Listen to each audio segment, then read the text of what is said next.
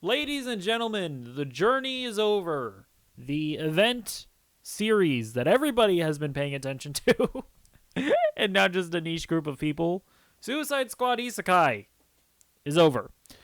Um, Overall, at the end of the day, I pretty much remain consistent on my position that this series was fine.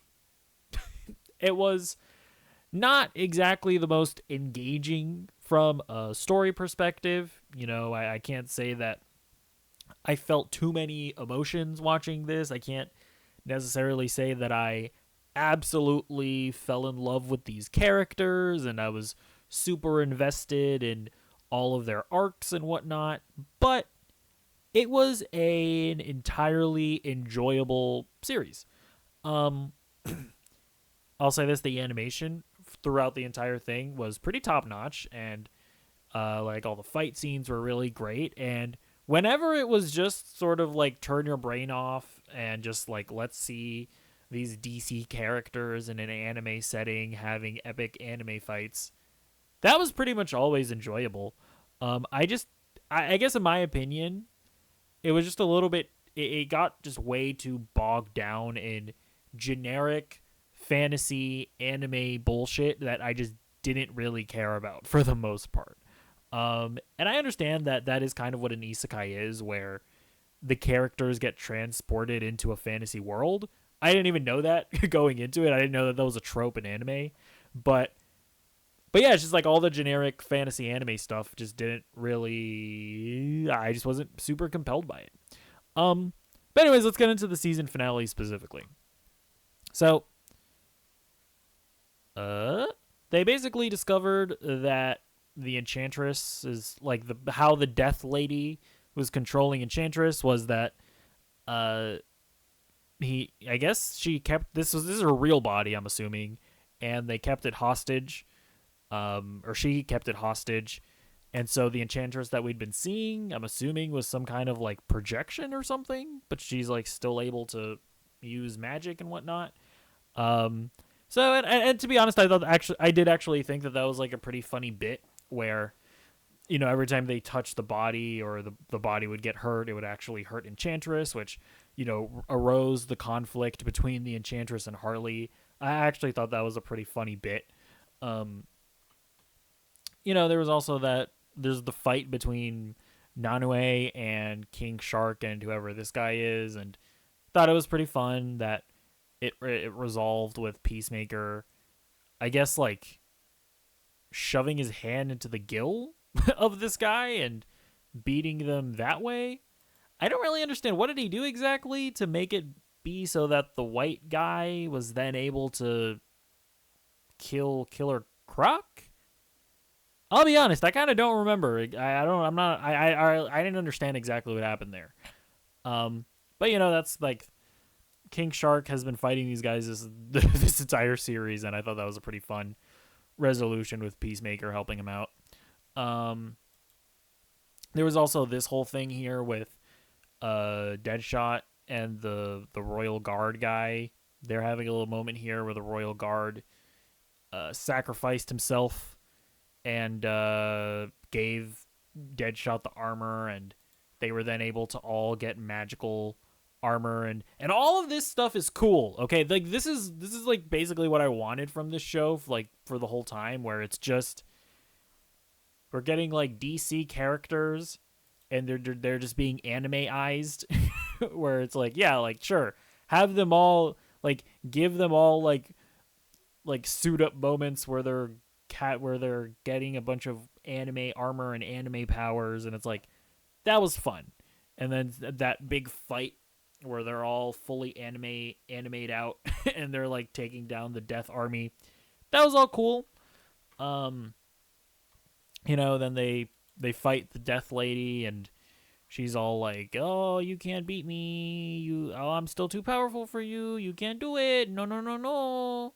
And then it all gets resolved because they pull a hilarious jape where the princess is pretending to be Harley, and she calls upon the legendary sword, which was in Nanue's stomach. Now, I'm going to be completely honest. I have like vague memory of like a previous episode where maybe did Nanoe eat a sword at some point? Because I was like, I was just like very confused. I was like, where exactly did that like legendary sword come from? I kind of just don't remember.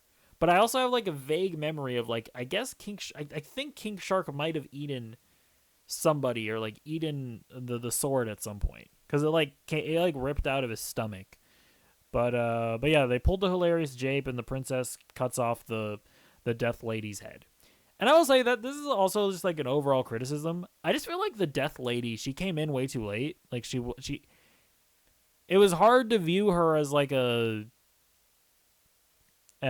compelling villain. Although I guess not really. Sorry, you know what? Actually, maybe I should rescind that criticism because I've said this criticism before. Because she was the queen this entire time. Like that just was who the Death Lady was. So you know what? That's fine. She's a cool villain because I'm remembering that I can't really separate her from the queen, who's been kind of a bitch this whole series. Um, but you know what? Death Lady, cool villain, I guess.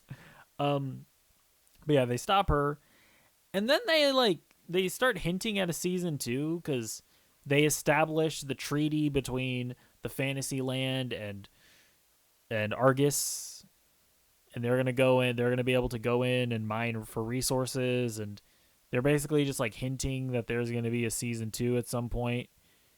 And then it gets revealed that it's like, hold on, how was Katana in the fantasy land but also next to Amanda Waller the entire time? And then this is by far the weirdest reveal. I still don't really understand exactly what was going on here, but they reveal that the jokester, he was pulling the strings the entire time. But now correct me if I'm wrong. They never reveal how exactly the jokester got into the fantasy world, did they? I don't think they did. And then I'm also a little confused as to how exactly did he get magic? Like how? And then was he pretending to be all of the villains? Like was he pretending to be the thinker? Because they show like all the villains in the magic mirror. So I'm like, what exactly does that mean? Like, was he puppeteering all of them at various points in the series? I just kind of, I'll be honest, I don't really, I just didn't really understand what exactly they were getting at with the Joker. I don't know. I did think it was cool though, where they were like emphasizing that at the end of the day, it's like really hard to pin down what exactly his motivations are. I did enjoy that like Amanda Waller was like, we don't, like his motivations are way too crazy and unhinged for us to really understand, and the Fantasyland people definitely aren't going to be able to understand him. And I liked his little monologue about how, he respected that the Death Lady's aspirations were to kill everybody, but he personally, he doesn't necessarily find joy out of like pure silence, right? Because he's the clown prince of crime and anarchy and whatnot. So I thought that was that aspect of it was pretty entertaining and interesting, but I still just don't really understand exactly how he got there and exactly what he's been doing the entire time. And yeah, I also like that they're hinting at a season 2, and I feel like especially at the end there when they show Harley being kind of content with her group of friends, I also feel like they're hardcore hinting at Harley having her arc where she turns on the Joker in the next season. I feel like that's pretty heavily what they're hinting at there. So overall, at the end of the day, it was a fine series. Again, I think it just leaned a little too hard into anime stuff that I don't really care about. And I still do just kind of wish that this was a show that was set completely in the DC world, because I like seeing anime interpretations of DC stuff. Like that's fun. And I just wish that that we had an anime show that was just completely set in DC, and it was just an orgasm uh of creativity, of anime style DC stuff.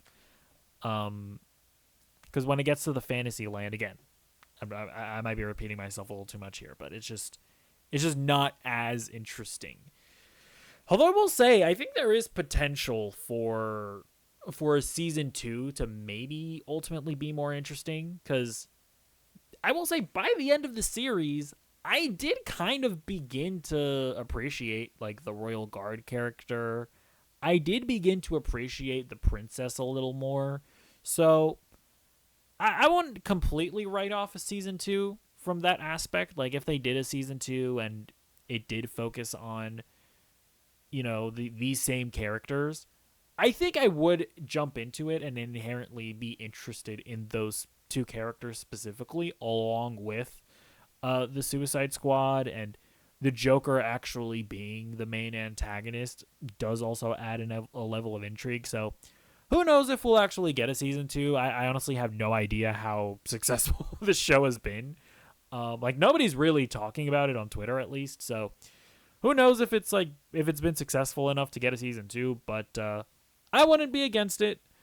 And I'm also not really against just DC giving their properties out to more anime studios and just letting them have fun with it. I'm definitely not against that either. So we'll see. But let me know what you think about the season overall in the comments down below, and I'll see you in the next video.